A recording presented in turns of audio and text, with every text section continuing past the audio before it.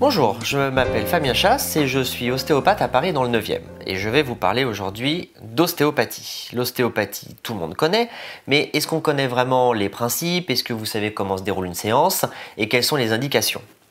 Au départ, l'ostéopathie est née en 1874 grâce au docteur Andrew Taylor Still. 10 ans auparavant, il a des membres de sa famille qui sont décédés d'une méningite. Désemparé par rapport au manque d'efficacité de cette médecine actuelle, il a voulu en quelque sorte faire sa propre médecine. Et 10 ans après, donc en 1874, il a mis au point les différents principes qui vont faire après l'ostéopathie et qui sont toujours des principes qui sont valables aujourd'hui. Parmi ces principes, il y en a un qui est très important, c'est la relation qui existe entre la structure et la fonction. Les structures, c'est ce qui compose le corps, c'est-à-dire les muscles, les os, les articulations, même le système nerveux. Et la fonction, ça va être par exemple la marche ou la digestion.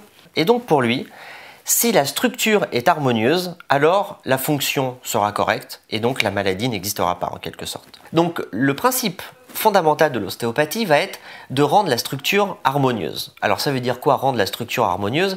Ça veut dire regarder toutes les différentes structures du corps, voir s'il y a une bonne mobilité, si les différentes structures bougent bien les unes par rapport aux autres, de façon à ce que la fonction soit le mieux possible.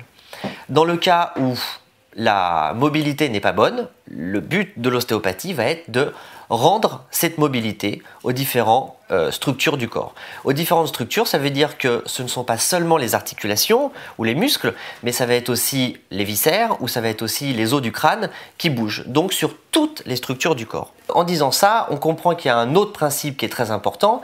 Si on regarde la structure de tout l'ensemble du corps, ça veut dire que l'ostéopathe va s'intéresser à tout l'ensemble du corps dans sa globalité. Et donc ça, c'est un autre principe qui est très important pour Still, c'est qu'on ne traite pas un symptôme, une maladie, mais on traite un patient dans sa globalité.